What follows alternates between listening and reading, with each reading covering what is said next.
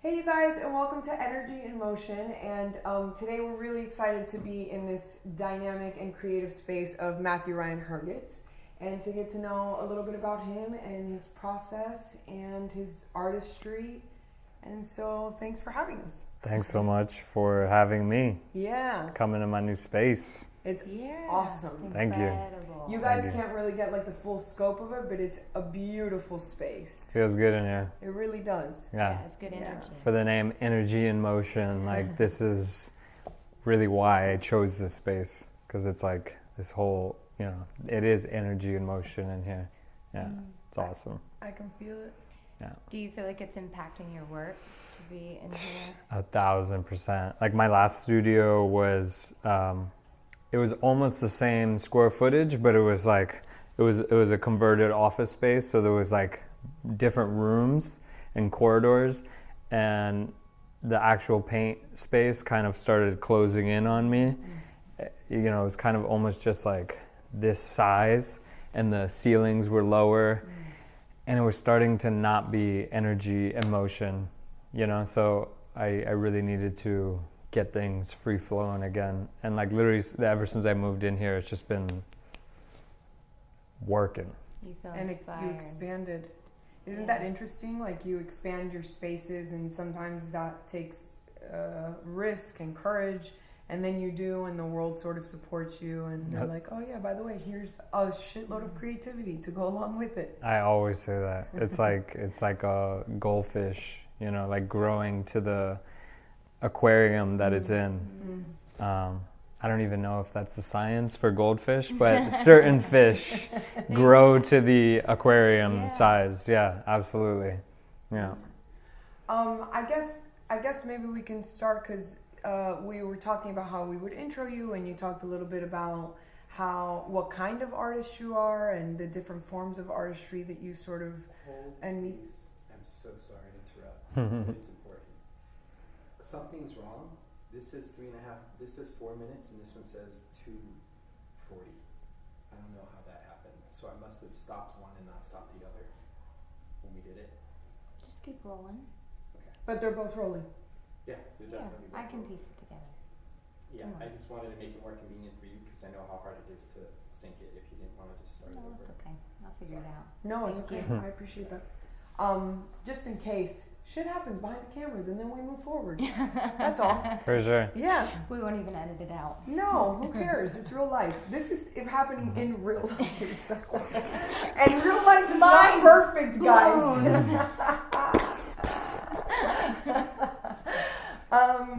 But yeah, can you tell us a little bit about your artistry? Because I know you have a process to take you to a canvas, and can you share that with us? Well, I'm super into oil paint. That was always kind of like the final frontier. For like mediums, it's the most intimidating medium to me.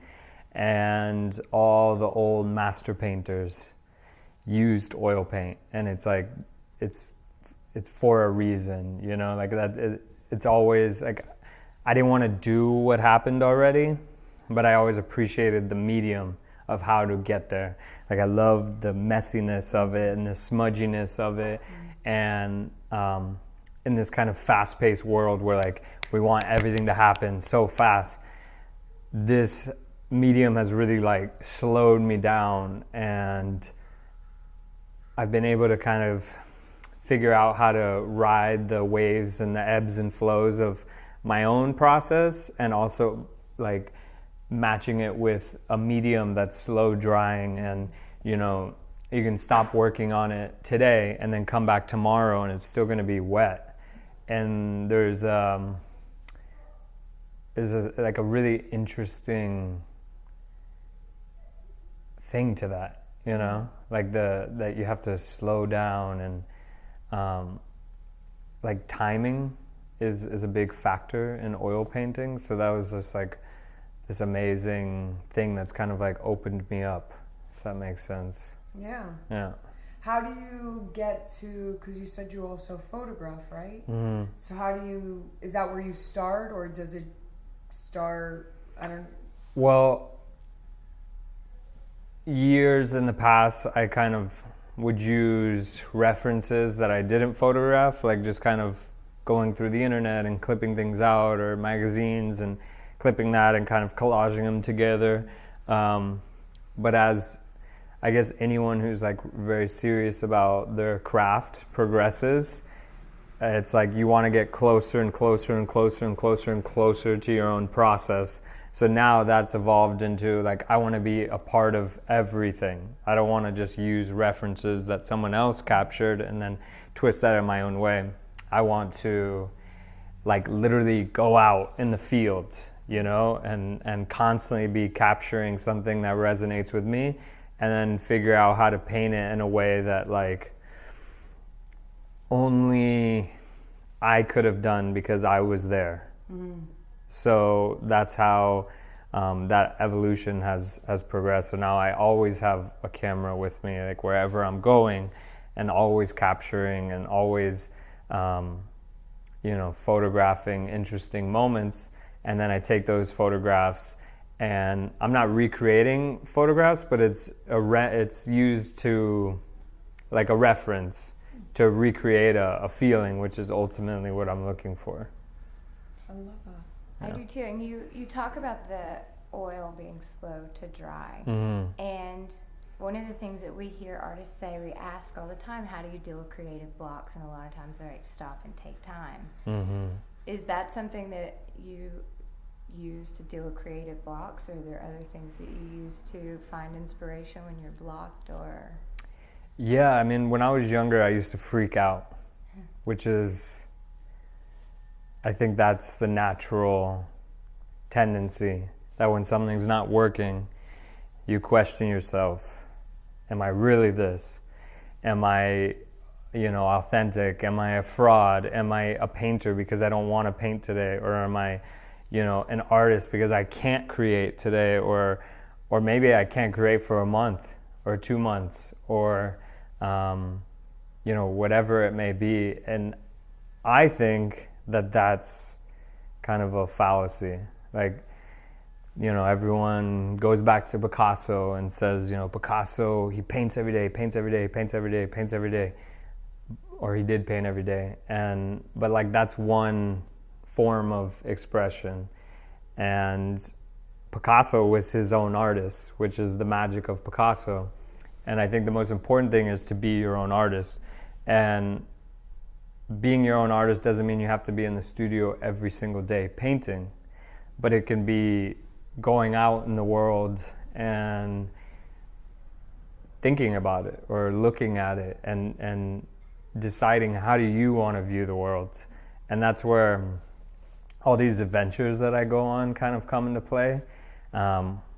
Honestly, when I don't want to paint anymore, like, I'll go out and get lost somewhere and figure out what I'm made of. And then that's kind of evolved into, now I want to go share these experiences with people who I love in my life and figure out what we're made of, and get scared and get uncomfortable and grow and evolve. And then when I come back to the studio, my paintings do the same with me, because like, my mind is nowhere near what it was a month ago, and my courage and like how I view the world and how I view myself, and understanding that they're both one and the same, and everything's a mirror kind of folding back into each other. Like, that's how paintings like what I'm looking at right now happen, where I just like am playing with my mediums instead of like trying to think my way through. Now I'm feeling my way through, which was ultimately always how I wanted to paint. So now, like, when I am in creative blocks, it's almost freeing time, because I know, okay, let's go do something that's uncomfortable. Let's go join a Brazilian Jiu-Jitsu academy, or, do something that is different, and that changes my perspective of the world. Yeah.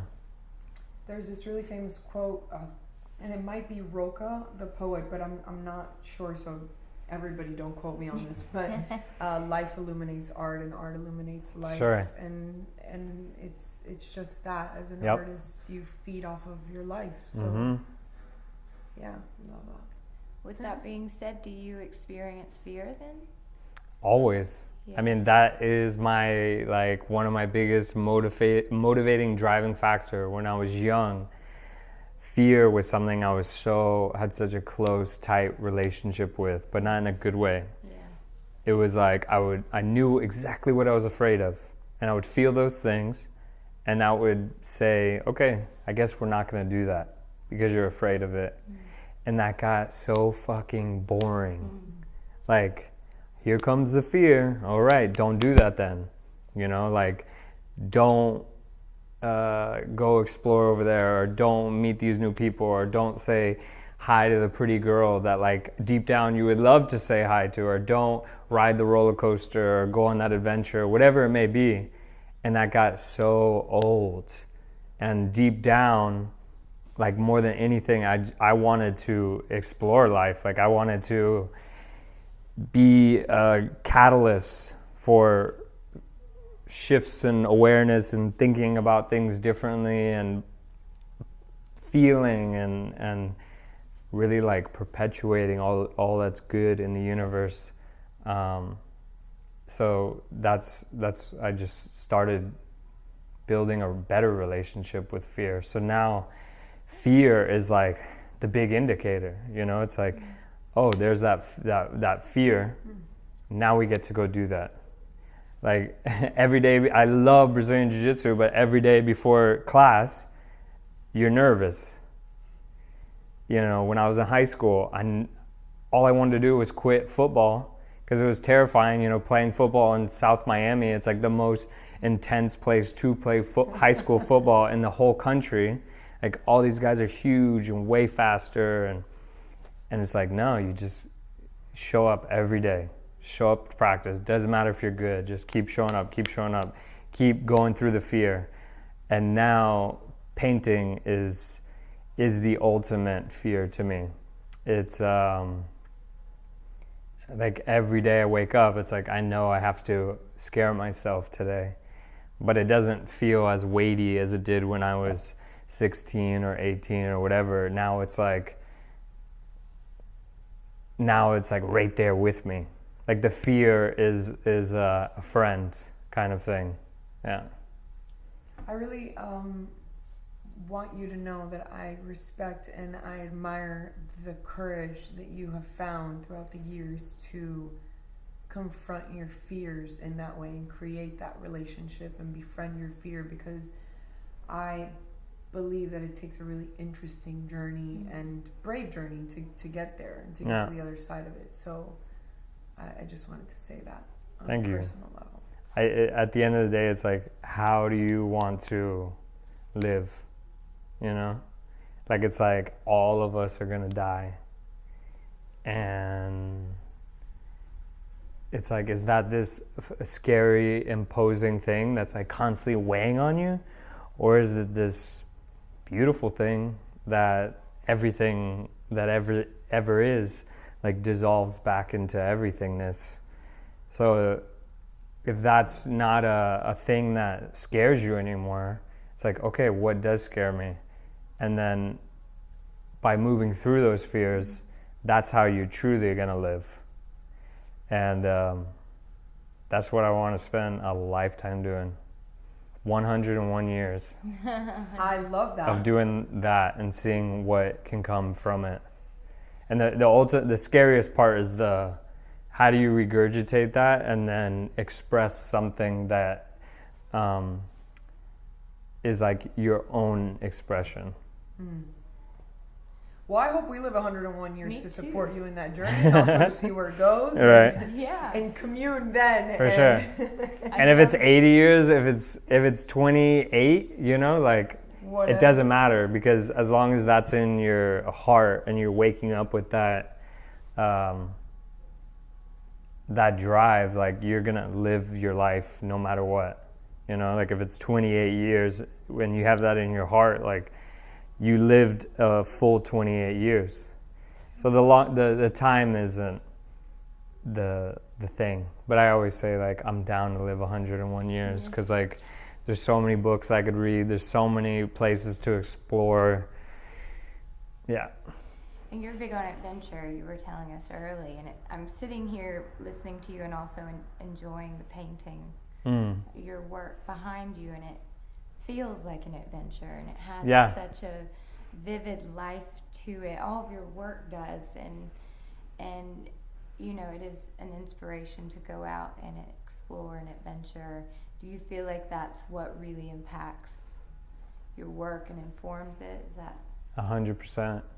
Yeah, I mean, like, even if, like, you know, people are like, oh, you do the astronaut paintings. It's like, yeah, like, I paint astronauts, but it's not necessarily to just paint a figure of the astronaut. It's like the whole process of creating this feeling of just infinite energy and motion, you know, like if like, I hope to make paintings that you can look at it for 101 years and it never feels like it stopped moving, you know, like it's just like this infinite feeling. Like, it's the feeling that I'm after, and the astronaut's just a symbol, and things that I paint are just symbols, but the feeling is what I'm after, and I think that feeling is most felt when you're exploring. So what I'm most interested in is, physically exploring spaces, but like the most fascinating space for me is like what's inside. And you can go around and go to somewhere to explore, but I always fall back on like what's happening within me. Like, that's the ultimate exploration, and then how do I portray that into a feeling? What a beautiful gift to people that have the opportunity to have one of your paintings. You know, it's in ways I love being a storyteller, and I like that because you give people, and at times, courage to go through things they don't have the courage to do themselves. So what a gift that you walk through those things that are hard and are afraid, or that you're afraid of, and then you translate that into a beautiful piece of artwork and give that gift to somebody that they can live those experiences through the art itself. Yeah, it's like almost everything mirrors everything. So, you know, like Edgar Allan Poe or some other like poet that was on his own or her own journey, and in their own self, they lived a life that was like, felt so in themselves and exploring and figuring out how to put these words out.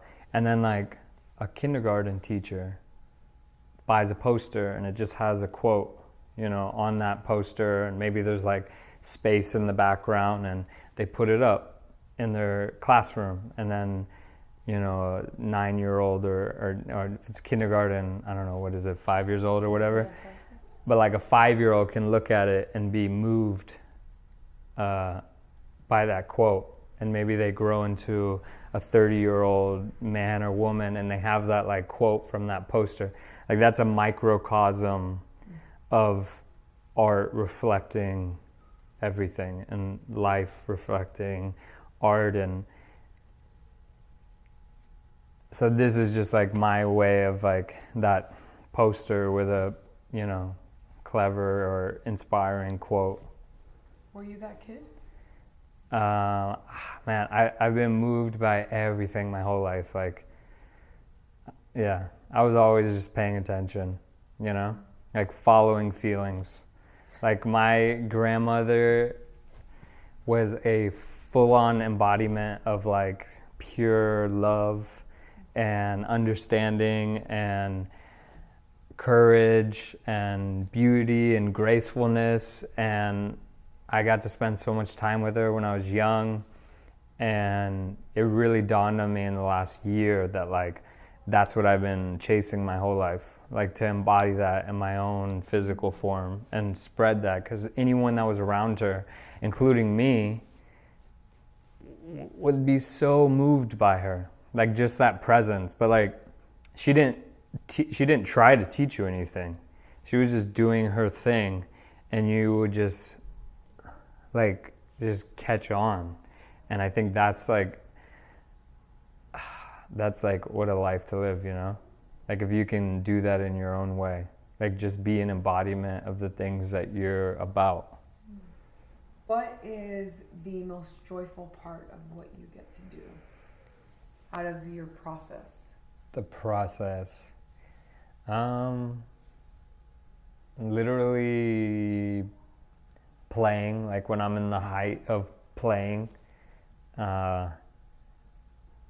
Also, like the last 30% of a painting, because it's all literally a metaphor. It's all mirroring, you know, when you're 30% into a hike, if it's really hard to hike, you're like, shit, I got 70% more to go. Like, I'm already a little gassed, like I'm tired or whatever it may be, you know? Or a mushroom trip.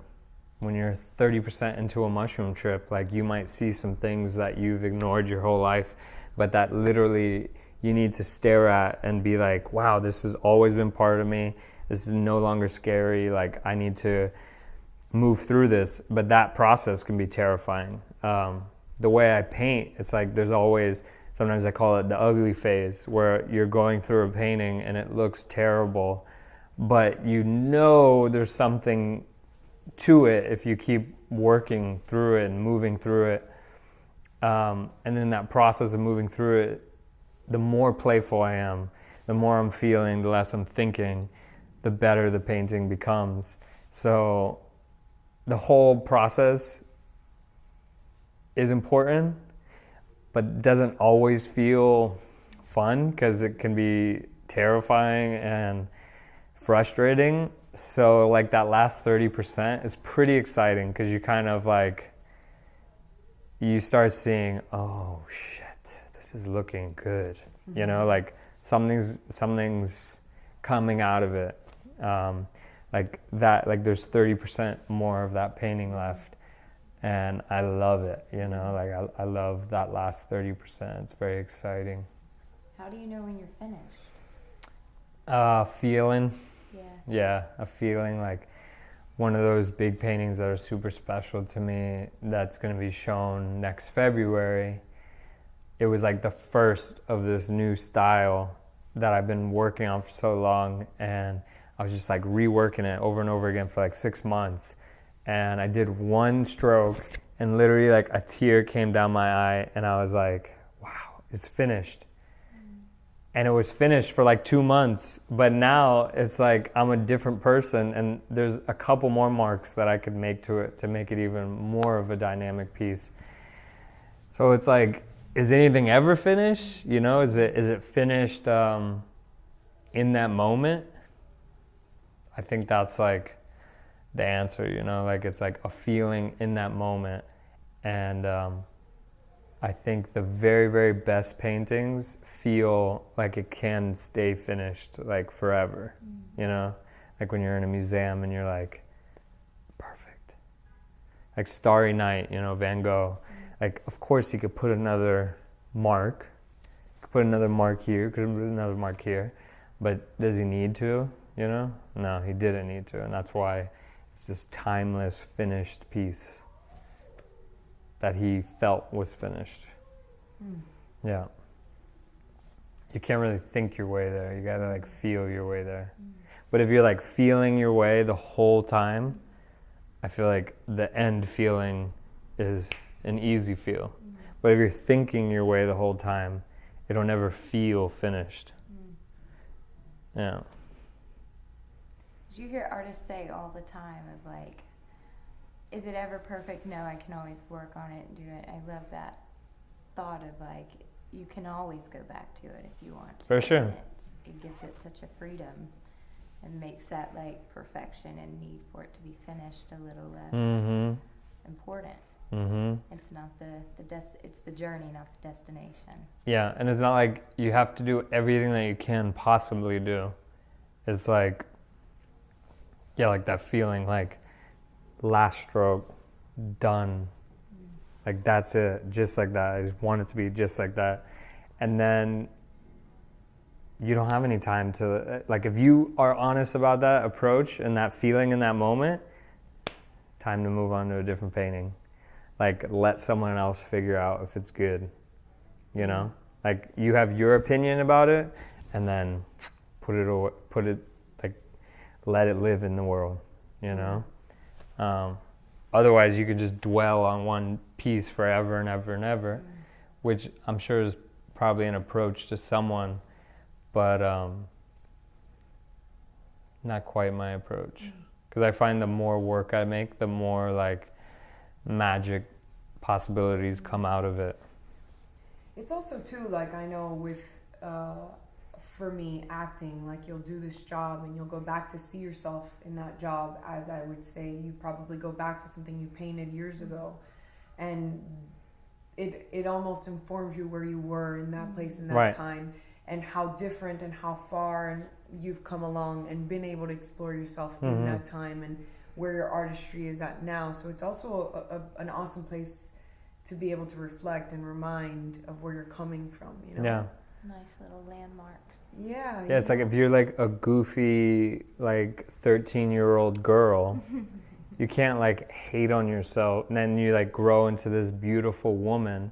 You can't like look at your 13-year-old self and be like, wow, I was like such a piece of shit. You know what I mean? Like you can't like no, like that's how you look. That was your state of your cocoon or butterfly, whatever, you know, like same with everything. Like your music, your forms of expression, your you know, yeah. If you're not happy about your body when you were 17, like you can change things, or you can work on things. You can, you know, you may think certain things that when you're 18, that right now is like a crazy thing to think, and it may have gotten you in trouble in a way. But like, you don't have to judge yourself because you're like doing your best at your 18-year-old self.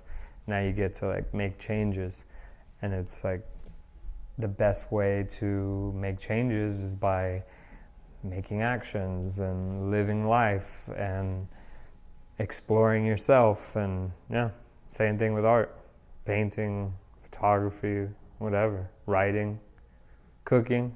Yeah. We don't really usually ask this question, but when you were talking about, you know, finishing a painting and putting it out in the world and letting go of, and I know that how you feel about fear and your perspective on fear, which I love and appreciate and has informed me and my heart today with whatever I have to face today alone. But how do you deal with that criticism? Because you not only expose yourself to the community and to the Instagram world, but like you're going to Art Basel in 2 weeks, and that is, you know, it's intense. Yes, that is intense and amazing. Congratulations, because it's an amazing place. In a way, Instagram is like a perfect way to practice. I mean, Instagram can be more intense than Art Basel. Right. You know, it's like, and you have way more access to eyeballs on Instagram than you do to Art Basel. Art Basel, you have 100,000 people come through. You know, I don't know what percentage of those people will literally stop and look at my own painting, but on Instagram, you have at least access to hundreds of millions of people. And it's this, I was talking with this lady whose dad made the posters to Woodstock, and she's this like old school badass, like artsy like hippie kind of lady, and she sells like really high end art. And we were talking about art now, what it's like to be an artist now, and I'm like, yeah, it's a tricky, I don't know if I said tricky or interesting or whatever, time to be an artist. And she looked at me and she's like, it always has been. And I'm like, you're so fucking right. Like at one time, you could have had your head taken straight off for painting something that a king didn't agree with, you know, or you could have been literally ridiculed by an entire village for wanting to paint something that was different than the status quo.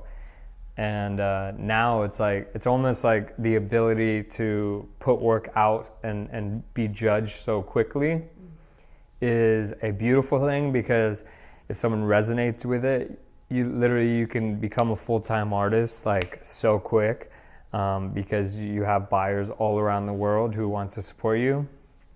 But it also can be limiting, and like you can get trapped in your own box that you created, and you have to just create the same thing over and over again, because someone resonated with that, and that can be scary to branch out.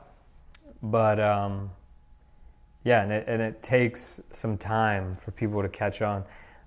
But like my theory is always like, if you're being true to yourself and like trying to make something that's a expression of you, it better fucking take some time. Because why would anyone else like instantly latch on to like the deepest depths of your expression and soul? Like that, if it's unique, it's gonna take some opening up and like contemplation of whether or not like it's good, or whether or not it's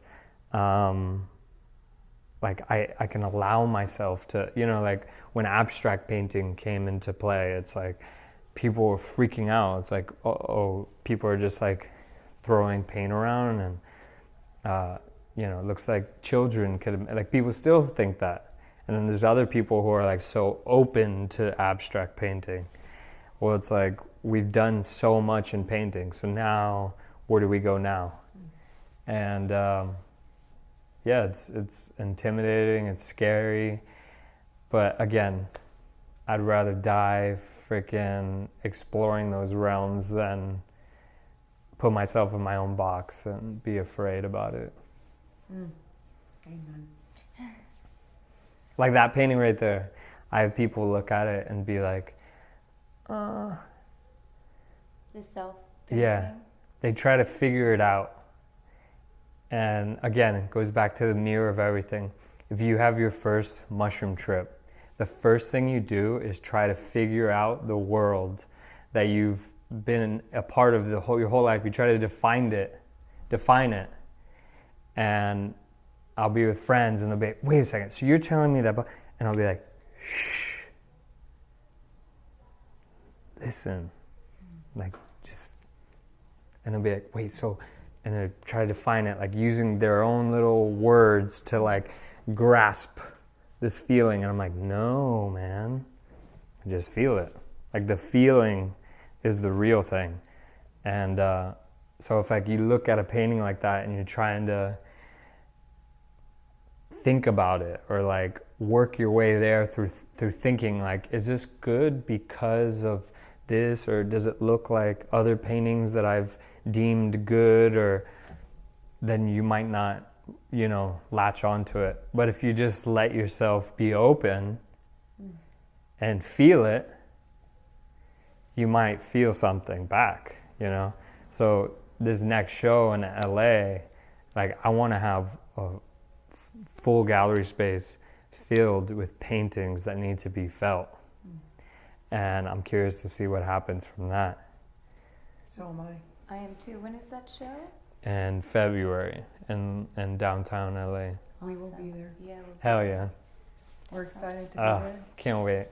I think this is my favorite part of what we do, like that we get to have these intimate moments with you as an artist, and then we get to connect with you in the outside world and see how your work affects the people around you. And, I just follow that journey and follow your exploration. Sorry, go on. No, I interrupt you. Going back to like, what is the most joyful part? Honestly, part of the process is also displaying the work. Yeah. And I feel like a solo show is like modern art sales is kind of in a way moving away from galleries, but at the same time there's something to like a sacred art space. Like that's what museums are supposed to be. They're supposed to be like this sacred temple for artwork. And any good gallery is, I feel like, striving to do the same thing. Yeah, they got to sell paintings and do that, but like at the end of the day, it's to display artwork in the best way possible, you know? And like a solo show for me is like one of the most exciting things that I could be a part of, because I get to spend such a long amount of time, you know, like imagine all the things that can happen in 1 year. And it's like, imagine spending that 1 year working on a one body of work and then deciding that it's finished and then putting it up in a sacred space. And if you did your job correctly, which is what I try to do, when my job is exploring all that there is to explore in that moment, what can happen, you know? Like, who knows? That's what I'm interested in. The like, possibilities are infinite. how do you say what can only be felt? You don't. It's wild. It's this endless, exactly. You just open yourself up and listen. It's wild. You really impacted me right now, because our goal, Energy in Motion's goal, and I think what we're both working on manifesting at the moment, is to have a space and to create that space into being something really special for you guys that we come into communion with. So when you said that now about museums and galleries being this sort of temple for artists, it really hit me, where I'm like, oh my God, I really want to manifest that space now even more, because yeah, sure, we need to make a living and sell art, but what we can create in that space, and the energy in motion in that space to promote all of your journeys, is going to be really powerful for us. So I want to remember that moment. Yeah. Awesome. Because hopefully you'll be at the opening of our, Our space. sacred space. 100%. Hopefully I get an invite. Oh, dude. I think I could just have one more question. Do you? I don't have any more. I was about to ask the wrap-up question, so. Well, then you can say that, but I was just going to say, is there anything that you want to share with artists, with people that are striving to create a living out of artistry, and painters in general, whatever you want to share with them? I would definitely say that it's super important to not cling to this need that it's in the early stages of trying to be an artist, quote unquote. Sometimes you can get sucked into needing permission to do things, and it's probably stems from this whole growing up period of having to listen to parents or teachers and going to school, and is this how I do it? Is this how I'm supposed to do it? Do I do it? But at the end of the day, it's like all the greatest artists ever, they weren't interested in permission. They weren't interested in, it's not, of course you have to be somewhat listening to how other people experience your work and their feedback in a way, but it's like, that's not what you're not making the work with one ear on them and one ear on yourself. It's like, you have to do your thing, and then using the tools at hand, social media, galleries, whatever it may be, yeah, of course, creatively figure out a way to show your work.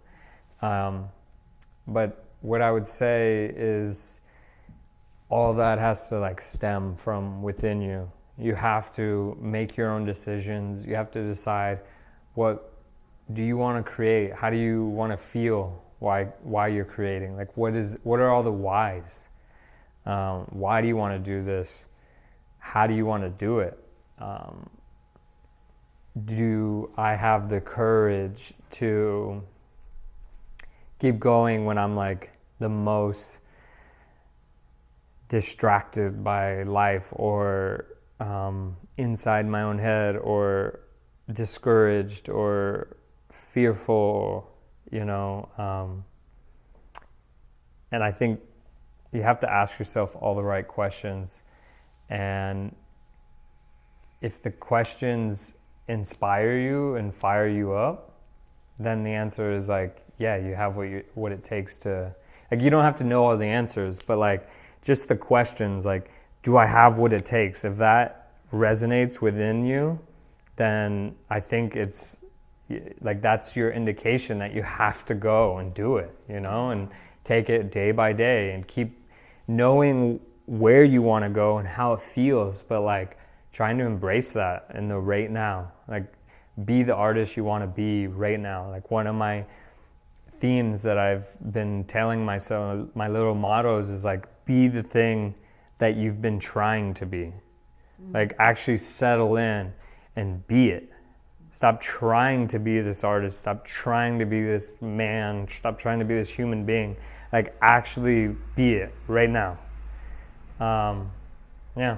And I think if you can embrace that, you'll be an artist. You'll go through life thinking like an artist, seeing like an artist, and ultimately like being your own artist. And that's what the world needs. Like, just more people who want to just be their own being and spread that and share that and live courageously, like you said.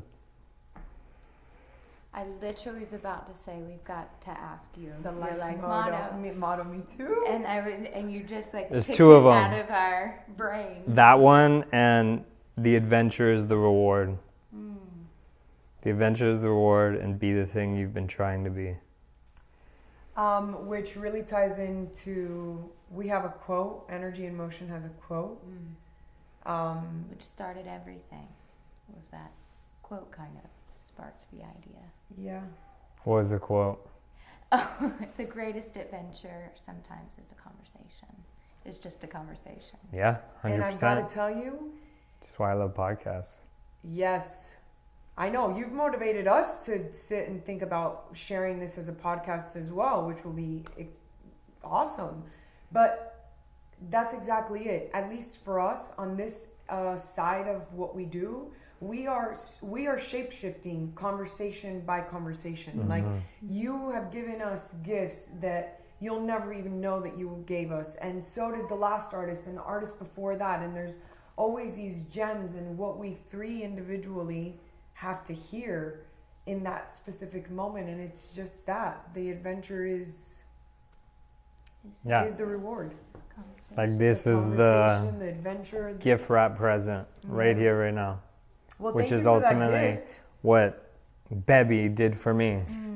She just living her life was the gift to me. Yeah. She always told me, I'm going to put a brick on your head so you don't grow up. And I feel like I might not ever grow up. And that's a beautiful thing. Yeah, absolutely. Now it's like my goal. It's like, Yeah. what is a grown up, you know? Like, what is that supposed to be? And as adults, we're always trying to get back to Children. the, that childlike purity wonder. of who you were right when you came into the world, and if you never lost that. Yeah, like Picasso, he said, it took me, I'm going to butcher the quote, it took me 3 years to paint like, Michelangelo. was it Michelangelo? Lifetime to And a paint. lifetime to learn how to paint like a child. Yeah, we posted that. Yeah. We shared that because we love that too. Yeah. Well, thank you so much for the time. Is there anything that we didn't ask you that No, you that want was to share? That was really amazing. Yeah. Oh, I think I can speak for the. I mean, both of obviously, us. I can talk for many more moons, but We'll come back and do it again. Yeah. Maybe after the show, and then you can share how that experience was. we could do it in the gallery. Yeah. Even better. We'd love Don't that. threaten me with a good time. That'd be badass. Thank you so much for having us, for opening your heart and your mind and sharing your perspectives, not only with Kelsey and Michael and I, but with the world and our Energy and Motion community. Thank you for being part of it, because it's been such a gift. I appreciate it very much for you considering me to be on here. Thank you very much. Yeah, it's been touching. Really. Thank you. Thank you. Bye, you guys. I hope that you enjoyed it as much as we did. We're kind of in awe. Peace.